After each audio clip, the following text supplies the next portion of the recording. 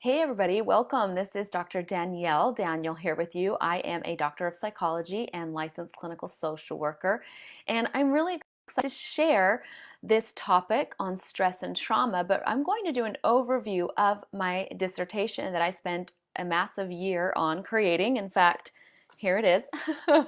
So this big boy right here was a lot of work, and it is the largest literature review that's ever been done on essential oils and mental health. And so I'm really excited to release this to the public soon. So I'm going to do an overview on my topic, which is PTSD and aromatherapy. And I have a special link in here. That's why I was a little delayed getting started on this video, but I have a special link in here that's going to allow you, this was a last minute thing we got to do, but it's going to allow you to pre-order the book. I am releasing my dissertation into a book called Mental Health and Aromatherapy, a guide to using essential oils for PTSD. So it's going to be really in-depth, and we're going to do an overview today so you'll know what's in the book. But it's a lot of neurobiology on PTSD and a lot of aromatherapy research. So you can go to the link that's inside of this post here, and you can pre-order that. It'll be available about mid-April is what we're looking at, and you'll get the first book. So I'm very excited to release it.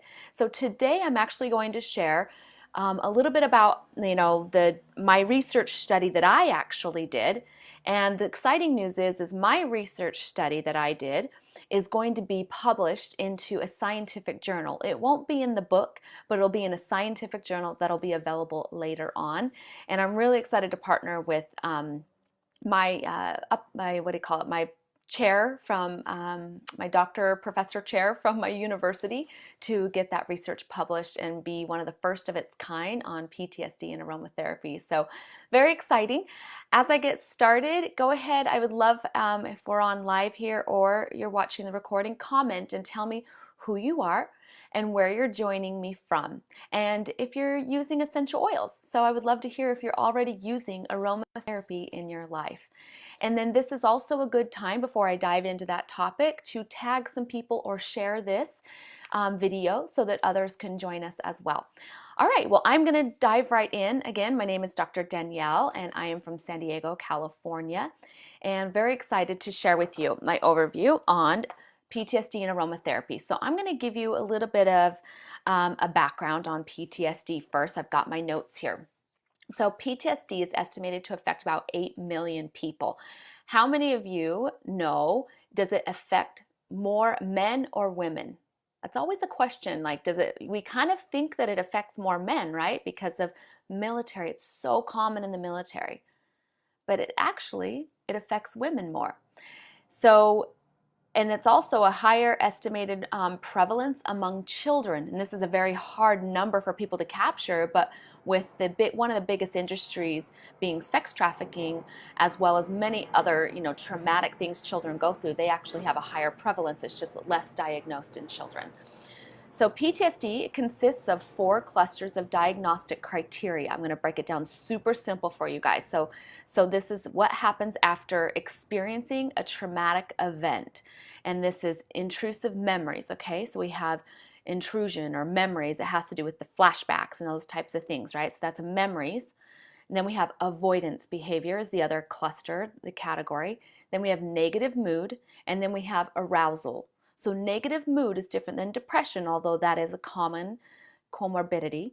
And then arousal is different than anxiety, although anxiety is also a common comorbidity. So what that means is it very commonly co-occurs. But those are the 4 main clusters according to the DSM-5. So avoidance behaviors, so that's one of the 4, is one of the prime barriers to recovery. And why do you think avoidance behavior is one of the prime barriers? I'll give you some examples. Avoidance is wanting to avoid any triggers or feelings that are associated with the trauma. So if you want to avoid any feelings associated with the trauma, then what happens? You're not processing that trauma. And I get it, like you don't want to be triggered, because what happens is when you get triggered, it's not like you just feel an emotion. There's an entire physiological response that happens in the body, and it's very uncomfortable. and it can cause rage, it can cause a lot of outbursts, it can cause panic attacks and things like that, right? So this is very important to understand that avoidance, it's one of those 4 keys, but it's actually the hallmark feature, because it's very hard for people to overcome PTSD because you want to avoid everything. Therefore, you avoid triggers as well as therapies. So this was one of the major problems that I wanted to seek out to solve for PTSD. And this is the main part of the diagnosis. So let's look at some more information here. So current day evidence-based treatments are not fully encompassing of the complex disorder. So we've got trauma-focused therapies and pharmaceuticals and things like that. But again, you're looking at a diagnosis that has these four categories, but in these 4 categories, you guys, there's like a ton of symptoms. So it's no wonder, like, how can one thing just target all of those symptoms? It's complex. There's a lot going on, and then you have tons of comorbidities co-occurring, diagnoses and factors coming in. Okay, so the next thing, and we see in supplemental research that it confirms the need for more interventions, and that's what I sought to look out for, an alternative intervention to complement what we're doing in therapies. There are evidence-based therapies that do help, and they're awesome, but there's still a need for something to help with that avoidance behavior so people will get to the therapies, but also to help people manage throughout the day and complement those evidence-based treatments. That's all we're looking for.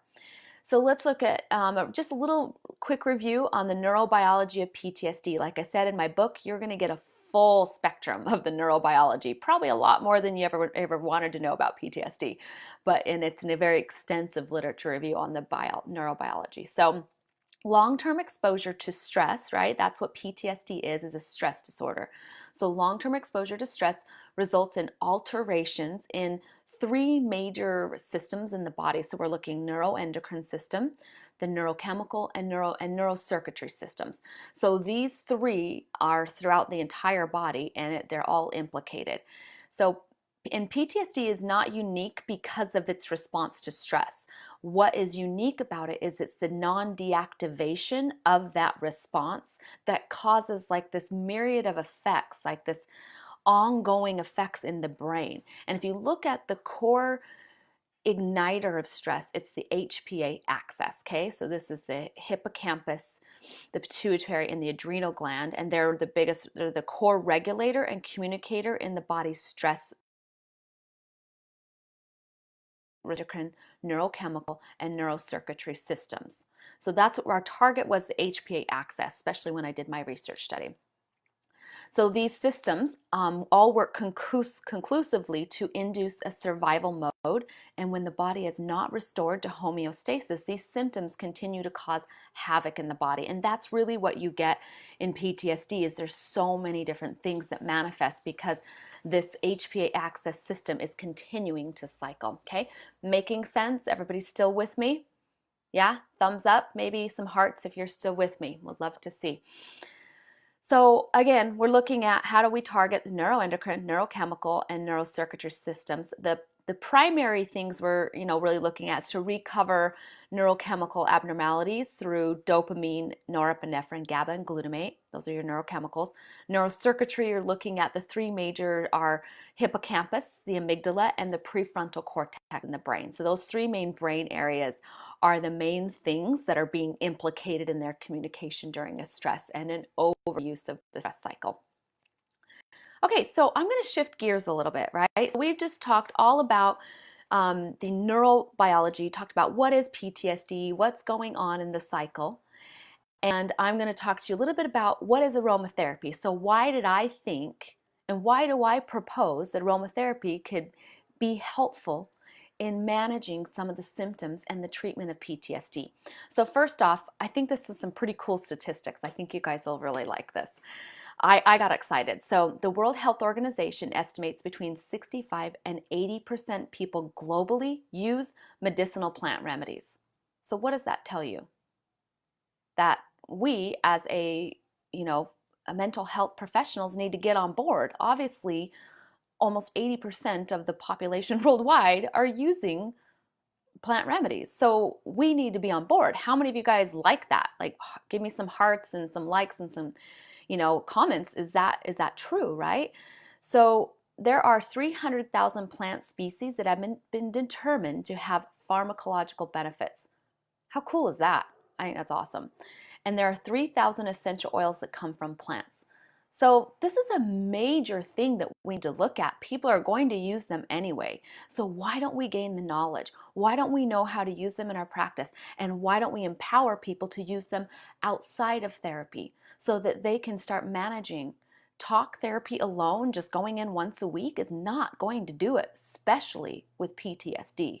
Talk therapy is incredible. I love it. I've been to therapy. I do therapy. I mean, I advocate for therapy, but you need some help. You need something that will help sustain what you do in therapy throughout the week.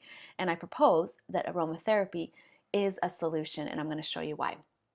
So here's another thing is there's a study done showing that more and more patients are taking essential oils to their medical providers, and they're needing guidance on them. So what does that tell you? That the medical field needs some scientific knowledge on this, right? And I love this. This is why I'm here. This is what I'm doing for the mental health field. Like I said, I've created the largest compilation of mental health and aromatherapy that's ever been done. And I'm so excited to expand on it. The one I'm publishing, the book that's in the link here, that's just a beginning. Isn't that cool? We've got so much more to go in this field. So we know essential oils are known to aid in physiological and psychological responses. So what are essential oils? So for those of you who may be new and you're kind of watching this, go, okay, I know a little bit about them. I kind of thought they were just frou-frou, right? Let me tell you, they're not frou-frou. They're amazing. So they're natural chemical compounds on plants, and they are in the flowers, seeds, bark, stem, roots, all sorts of different parts of the plants. And they're these little lipophilic volatile molecules. And what that means is their organic chemistry. It consists of blocks of hydrogen, carbon, and oxygen molecules that resemble that of human atoms. So what does that tell you? These plant compounds that have similar molecules that are similar to ones in our body, compounds in our body, right? So going to organically and synergistically with our body. Isn't that cool? I love that. So they can be applied aromatically, topically, or internally. And there's certain factors that influence their therapeutic benefits. So not just anything you're going to go buy off the shelf in Walmart is going to work. Because again, you got to look at the natural medicinal agents that cause the physiological or psychological reaction. They have to be present. And not every plant grown wherever you grow it is going to work. Have you ever had like this amazing mango right from Mexico and in Mexico? Oh, it's just so rich, right? I've had a pineapple in Hawaii, like right there when you're in Hawaii, and it's just like, oh, so amazing. When you get plants and fruits and vegetables in their like organic environment where they thrive, they're richer in the sources for you. And so that's what is amazing about aromatherapy, is it needs to have those chemical compounds that cause a beautiful reaction in our body. The next thing is that they are pure and unadulterated. A lot of times people adulterate them with different parts of the plant. So they'll say, yeah, it's all lavender, and it may be all lavender, but it's not all the therapeutic parts of lavender. It's a way to get the cost. So, okay, let's talk about aromatic research for mental health. Are we excited? So there are a couple preclinical trials that have been done on rodents for PTSD and aromatherapy. I thought that was pretty cool. And then there's one clinical study, so I'm going to talk about that. And let's see, the literature review, what did I write here? Okay, yes, consists of an interpretation for really what it applied to the neuroendocrine, neurocircuitry, and the neurochemical systems. That's what I'm looking for, right? So first of all, 2 preclinical studies done on rodents, and this was cardamom and turmeric. Really cool, showed that it helped recover those neurochemical abnormalities that we were talking about. Also helped improve memory. Remember that one of the symptoms is memory, which is intrusive memory. And so it helped with memory and learning and anxiety, the cardamom did. So I thought that was really cool. So cardamom, one I would definitely add just for trial purposes. Another one was turmeric. So turmeric was done on a rat model of PTSD. Now what's really cool is there was a study done on the curcuminoids of turmeric, which is the plant. And that's the herb of turmeric. And that on the rat model of PTSD showed that it helped with the memory. Really, really cool. Helped reduce fear and recover those neurochemical abnormalities. So then there's other studies on the aromatic compound of turmeric. And so the aromatic also showed neuroprotective, helped with memory, cerebral blood flow, and helped with neurons in the hippocampus and the prefrontal cortex. So again, those are the main systems that I'm looking at in PTSD. So if it were me, I would take a duo capsule of turmeric, which is a essential oil, and the herb, which are what the studies are showing actually benefit. Super cool. Okay, last one was a clinical study. I say it's a clinical study, and it's a pharmaceutical called Selexin, but it's a patented lavender preparation.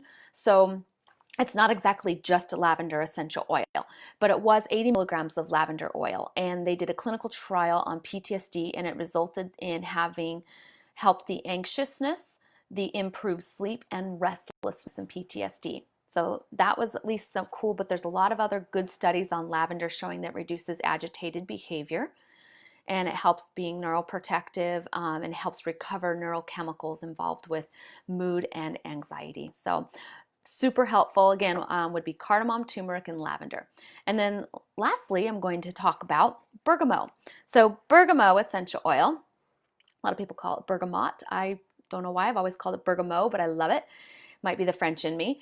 But bergamot is what I chose to do my research study on, and I'm excited. I'm going to share just a little bit about my research study with you guys. It's the first time I've talked about it live, just so you guys know. So you're really hearing this fresh off the press. So bergamot has a couple different constituents in it, but studies on bergamot alone showed that it helped reduce HPA axis activity. Quite a few studies showed that, and that is the core regulator in this PTSD.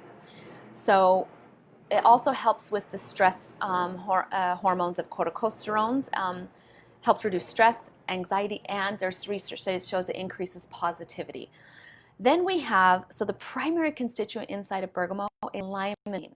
So limonene, we have tons of studies on limonene, and limonene alone shows that it helps reduce the HPA axis, helps recover neurochemical abnormalities, and it helps with arousal. I'm trying to look at these real quick here. Avoidant behavior as well. So kind of cool. Linalool, another compound in bergamot, helps with modulating the adrenergic system, the serotonergic system, the glutamatergic, and reduce aggression and induce more of a calming sedative effect. Kind of cool. So that's linalool. And then we have linalool acetate, which another plant compound in bergamot. So can you see why it's important that your essential oils have compounds in them that are medicinal? Because otherwise what I'm saying wouldn't even matter, right? So linalool acetate helps reduce stress and helps reduce the activity in the central nervous system, and it also helps with mood. So really cool. And then lastly is beta-pinene, which is a compound in bergamot, and it helps with regulating dopamine. So you have bergamot itself, and then plus these other 4 major compounds of it that have independent research studies showing how effective it is. And so I chose, as you can see, to use bergamot. One of the other major reasons is because it smells amazing. How many of you guys have smelled bergamot? Give me some hearts if you've smelled some bergamot. It's just so good. It's like a mix of lemon and lavender. Oh, it's so good. So I chose it because it smells amazing, and I had in my research study, let me go to my research study here. It was a pilot study, we called it, and it's 12 adult men and women that have been suffering with symptoms of PTSD, and they were going to be inhaling radically. I had to choose something that smelled really good because I was having them do this during the day at work as well. So I chose bergamot for many, many reasons. So what we ended up doing is, again, I had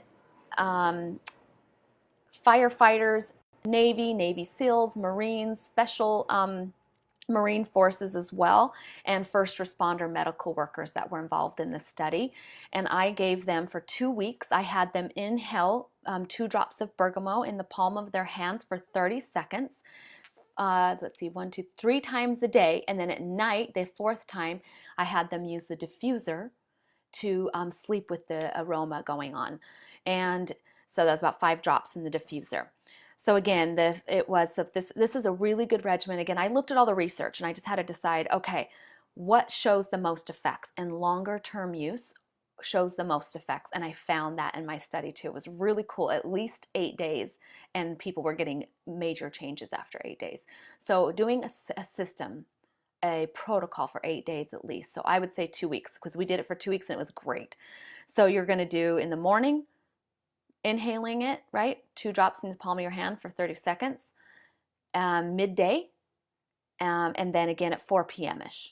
And then at night, you're going to do a diffuser with the same oil, and that's what we did. And had some amazing effects. That was, let's see here. So what we found is, we're looking at the 4 categories of the of what do you call it, of PTSD. And so I'm looking at which symptoms did it help. So one of the most common theme everybody noticed was that it was super calming for them. It helped calm them down in all sorts of situations. So it was calming to their stress. So it helped with stress, which PTSD is a stress disorder. The next thing is the arousal symptom, okay? So that's one of our 4. And the arousal symptoms, there's quite a few symptoms under arousal, and it specifically helped with 3 of the 6 arousal symptoms, which was sleep, irritability and angry outbursts, and concentration. So I'll give you an example. Some of the participants said that I felt more alert, my focus seemed better, I was able to stay focused, attentive with clear thoughts. That's kind of cool. Another person said it helped me, and for irritability, helped me just feel okay and get over it instead of being irritable, and it reduced my outbursts. So then we look at, so that's arousal, okay? So that's one of the 4. Then we look at negative mood. So negative mood, the thing that participants reported was they said I had more positive thoughts than negative for up to 30 minutes after inhaling the oil, and it reduced my ruminations. So really, really key. I love that this person was like so specific. Up to 30 minutes after using it, they noticed their mood shifted big time. Kind of cool. Okay, the next one we have is intrusive memories. And I had one person that had a really cool experience, and they said, I had fewer visual images in my mind. It went down to 1 time per week, whereas before I was having it at least every other day. So you can see I got great results within all those 3 categories. Now the 4th one we're going to talk about, which is avoidance, which, remember I told you this is the key. This was the clencher that I really wanted to target, because if you can target the avoidance, what happens? If you can help someone reduce avoidance, then they can actually access so many other things and actually process through the trauma and the emotions, and obviously get some evidence-based therapies and all that kind of stuff. So this question was avoidance. So number 4, now the key, the hallmark of PTSD. Did bergamot essential oil help in reducing avoidance? And this is what the feedback was. So I had lots of scores. So we used a scoring system, and lots of scores reduced on avoidance from using the bergamot essential oil. And I had a couple of the comments that said, I felt way more comfortable talking about how I felt. The oil, my obsession with fear, to focus on the scent, which brought a calm and a joy. How incredible is that statement? You hearing that? Isn't that amazing? I just want to highlight. I felt more comfortable talking about how I felt. That's exactly how you help the brain process the trauma. So that is amazing that it reduced that part of avoidance, and it brought them into a state of calmness and joy. That's incredible. So the next quotation I have here says, I was able to talk with a stranger about my childhood trauma. I found it easier to talk about, which I don't like to normally do. So can you see how cool that is? This person was able to talk about childhood trauma to some stranger when they were using the bergamot. How complementary is this to therapy, you guys? And how you can just be out and about, grab an essential oil, breathe it in, and allow yourself to process the emotions that come up, and in turn reduce a physiological and psychological response. I just think that's incredible. And then you can talk about it and process it, and you're like, oh yeah, I'm okay. I'm okay with this now. Another person said, I did much better at not feeling I needed to avoid a crowd and be in an unfamiliar place. It helped me cope so I didn't need to avoid. So again, this was the major key I was looking at, was avoidance behaviors. And if we can reduce the avoidance behaviors, we can really get a more encompassing treatment in therapy practices, in offices, and in alternative practices as well. So I just think that's really cool. We had some major good results with Bromo, and just so you know, this is being submitted in a peer-reviewed journal, so that will be available. It takes some time for those. My book will be available sooner, but this will not be available probably for, I don't even know, honestly, maybe like a year. So I'll say a year just in case it's sooner. We can all be happy about that. But the book will be available. That is on the rest of the research, and that'll be available in another month. So you can pre-order that in this post right here. But the actual research, my research studies, will be in a peer-reviewed journal, which is really cool. So how does this? Oh, you know what? One other thing. The other effects that was heavily noted by all of the participants was it reduced anxiousness. That was the most common thing people said, is it reduced their panic attacks and anxiousness using the bergamot. So really cool, because that's a common co-occurring effect with PTSD. So here's how this helps us, right? I have written down this statement. It says aromatherapy could facilitate in calming the physiological and psychological response to this maladaptive stress cycle, reducing avoidant behavior, and in turn increasing patient participation to treatments, aiding in recovery. That for me is the key. How can we just all work together, have a complement to our therapy to help people access and process these traumas?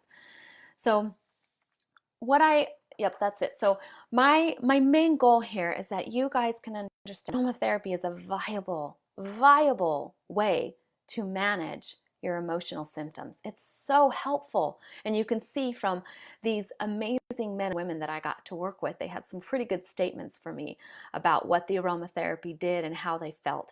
And I love that it can just be something in their pocket, right? In your pocket all day long. Inhale it as you need, bring it to therapy, or have as a therapist and overseeing organizations, we have a duty to help people which majority are using plant remedies. So we have a duty to be up to date on this, which is what my work, my books, my courses are doing, is helping mental health practitioners be up to date on this information, but also to help provide something that can actually help them recovery. That's why we got into this field, is to help people in recovery, right? Help them feel good.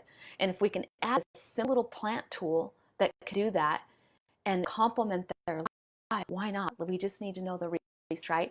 So anyway, thank you so much, everyone, for joining me. So grateful to be on with you and share for the first time my information from my massive, huge research and from my dissertation, and excited to release the book on mental health and aromatherapy, which is a guide for PTSD. The first book will be just my dissertation, very heavy science-based, just so you guys know, but it will be very useful for you to kind of look at the research, the literature review, like I said, the largest that's ever been compiled on mental health and aromatherapy. And I know, because I had to look it all up and had to piece it all together myself. So very excited to be here and release more. Thank you so much. And again, any questions, I'll try to get to them after this. Go ahead and put them in, and you can share this and tag some people in it so they can benefit as well. Thanks so much, everyone. Have a wonderful rest of your day. Bye-bye.